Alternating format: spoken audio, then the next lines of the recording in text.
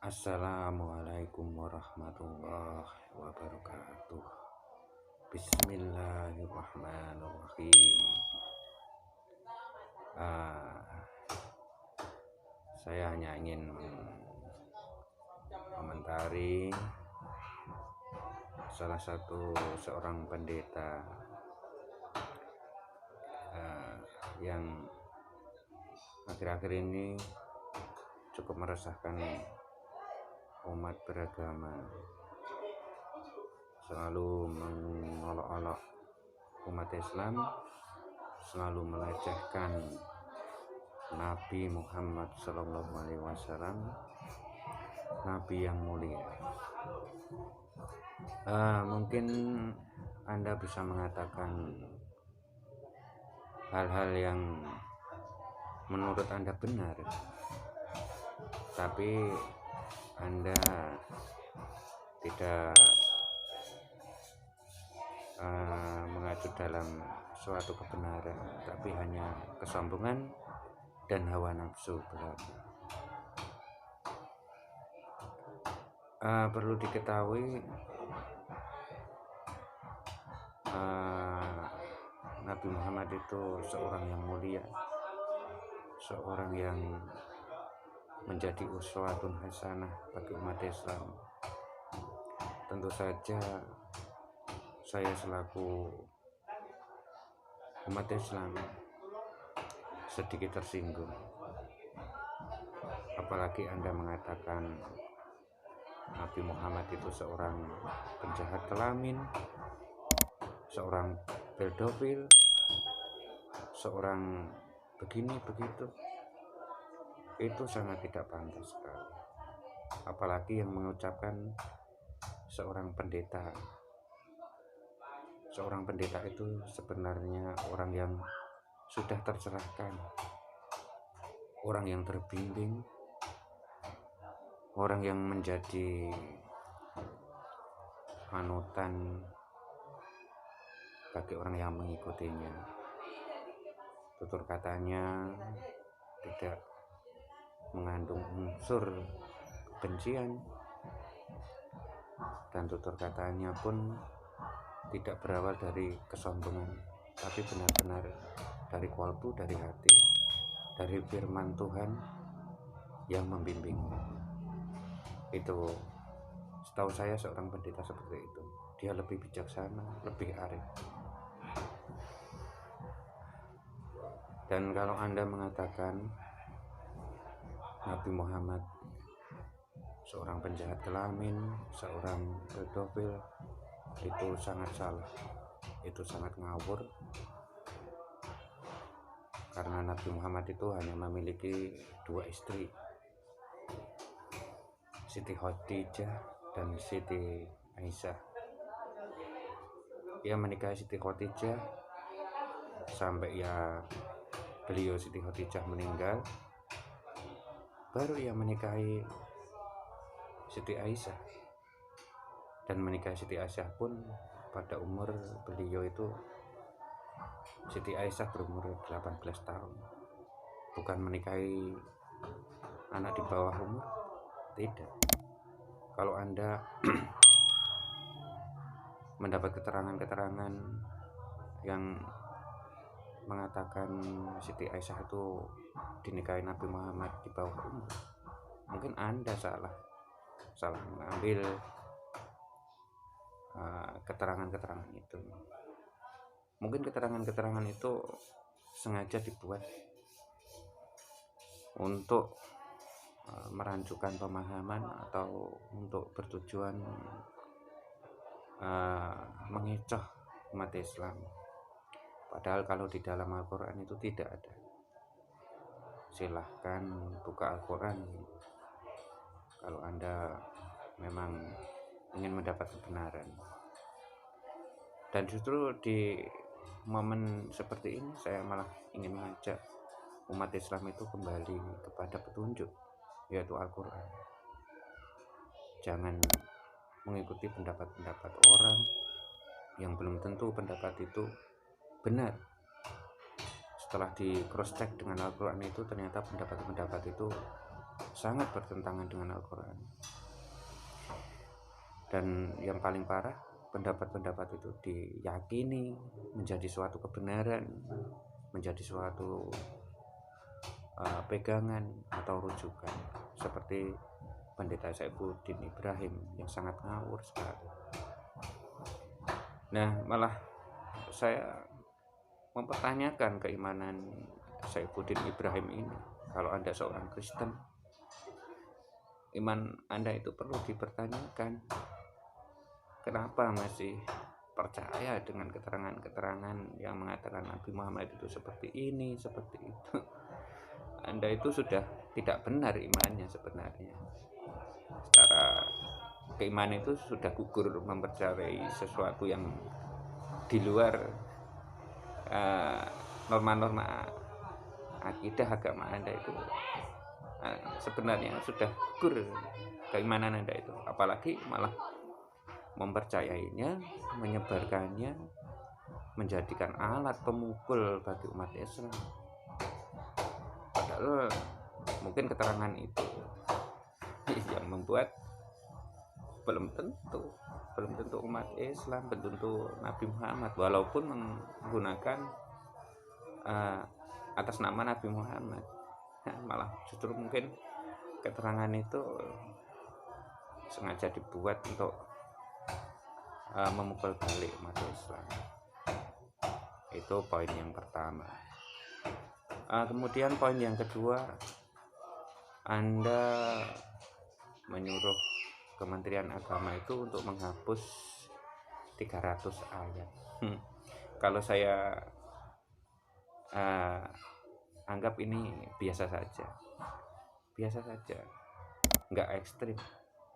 Karena sesuatu yang ekstrim itu sudah disampaikan umat-umat dulu sewaktu beliau Nabi itu masih hidup. Justru malah menyuruh Nabi Muhammad itu mengganti Al-Quran itu dengan yang lain, bukan sekedar 300 ayat. Itu saya anggap biasa. Anda itu sesuatu yang biasa dibanding orang-orang dahulu. Dan ternyata sekarang berulang, ada seorang pendeta Saifuddin Ibrahim menyuruh menghapus 300 ayat. Tidak bisa. Allah yang akan menjaganya, dan Allah akan justru membukakan hidayah-hidayah jika seseorang itu mau mempelajari Al-Quran. Nah, dalam kesempatan ini saya ingin mengajak umat Islam itu tetap solid, tetap menjaga imannya, jangan sampai terkecoh, jangan sampai tergelincir hanya karena kata-kata seorang pendeta bodong seperti ini. Kenapa saya mengatakan pendeta bodong? Karena bicaranya itu bukan orang yang tercerahkan kalau saya lihat, saya pelajari, tapi seorang yang dendam, kecewa, atau mungkin ingin balas dendam karena sesuatu yang menimpa beliau. Justru kalau sebelumnya beliau itu masuk Islam, beliau memeluk agama Islam, pelajarilah lagi Al-Quran, jangan malah dijadikan alat pemukul balik. Al-Quran itu as-sifa'u lima fis sudur, akan menjadi obat penyakit yang ada di dalam dada, yaitu sombong, iri, dengki, kecewa, sakit hati, dan sebagainya. Al-Quran akan menghilangkan penyakit-penyakit itu dari diri seseorang yang mau mempelajarinya. Kemudian Anda mengatakan Ustadz Abdul Somad itu ditolak, diusir dari dakwahnya. Itu kalau anggap saya menanggapi itu biasa saja, karena seorang penyampai itu pasti ada tantangannya. Kalau melihat sejarah dari Nabi Adam sampai sekarang, Allah itu mengutus nabi-nabi dan rasul, tidak satu pun yang tidak ditentang, bahkan dibunuh. Kalau cuma ditolak, diusir, itu biasa. Itu belum ada seujung kuku dari apa yang menimpa nabi-nabi dan rasul-rasul zaman dahulu. Tidak terhitung rasul-rasul itu diutus oleh Tuhan, oleh Allah, yaitu Allah itu Tuhanku dan Tuhan kamu juga. Walaupun kamu tidak mengakui, tapi Allah itu Tuhanku dan Tuhan kamu juga. Apalagi sekarang hanya orang biasa, hanya orang ustadz menyampaikan kebenaran ditentang, itu biasa. Nabi dan Rasul saja yang diutus langsung oleh Tuhan, itu saja ditentang, bahkan dibunuh. Tidak luput sampai Nabi Muhammad pun juga demikian. Justru Allah itu mengatakan, apa kamu akan dibiarkan saja setelah mengatakan beriman, sebelum kamu itu diuji seperti orang-orang dahulu. Mereka ditimpakan kesengsaraan, digoncangkan, dan disentuh bahaya. Disentuh tapi disentuh bahaya. Kalau cuma ditolak, itu belum apa-apa. Kemudian sekarang Anda mengatakan seolah-olah agama Islam itu agama yang begini begitu. Itu mungkin dasar dari perkataan itu hanya kedengkian dan kekecewaan Anda.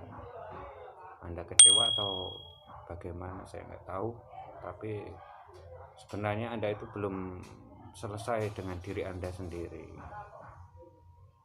Jadi Bapak Pendeta Saifuddin Ibrahim ini cukuplah kalau Anda ingin menyebarkan firman Tuhan, menyebarkan kebenaran, ya pelajari dulu kebenarannya. Kalau ingin membicarakan Al-Quran, ya pelajari Al-Quran. Anda masuk Islam dulu mungkin tidak kafah, tidak secara keseluruhan. Kalau mungkin Anda masuk Islam itu secara kafah, mungkin hal ini tidak akan terjadi. Al-Quran hudalinas, petunjuk untuk segenap manusia. Siapapun yang mau disebut dirinya manusia, petunjuknya hanyalah Al-Quran. Tidak ada petunjuk yang lain selain Al-Quran. Dan Al-Quran siratal mustaqim, jalan yang lurus. Tidak ada petunjuk selain Al-Quran. Dan Allah tidak akan mengutus Nabi lagi, tidak akan memberi petunjuk lagi, karena petunjuk terakhir itu hanyalah Al-Quran. Terserah, waman sa'afal yu'min, waman sa'afal yakfur. Siapa yang beriman silakan, yang mau kafir silakan. Allah memberi kelonggaran. Dan poin yang ketiga soal Pendeta Saifuddin Ibrahim ini mengatakan agama Islam agama rahmatan lil alamin, terus memelesetkan kalimat ikuti Nabi rahmatan lil alamin. Wah, ini sesungguhnya sudah melewati batas. Seorang pendeta bicaranya seputar seks, seputar dunia, padahal agama itu merujuk urusan akhirat. Tapi seolah-olah karena kepiawaiannya pendeta ini dalam mengolah kata-kata, memelesetkan kalimat-kalimat, sehingga ini membuat keresahan bagi umat Islam.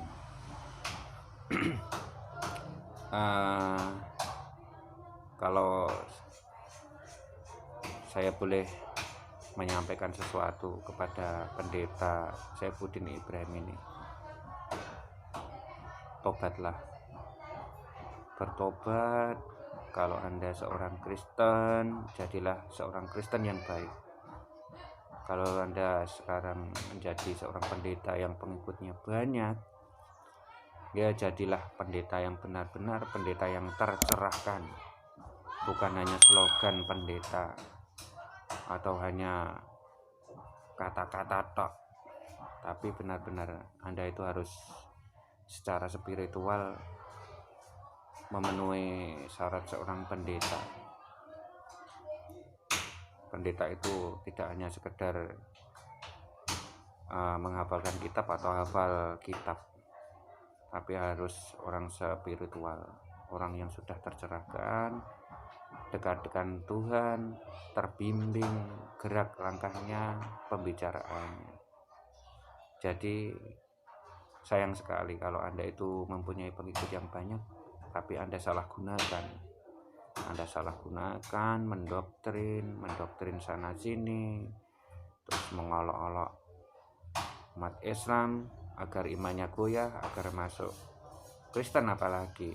Itu sangat, Anda itu melakukan dosa besar. Kalau ada orang Islam sampai murtad gara-gara Anda ikut menanggung dosanya, padahal Anda sendiri seorang murtadin. Alangkah besar dosanya jika itu terjadi. Jadi ya, pelajari Al-Quran. Gak ada salahnya mempelajari Al-Quran lagi. Sebelumnya Anda juga mempelajari Al-Quran. Setelah mendapat kebenaran, Anda bertobatlah.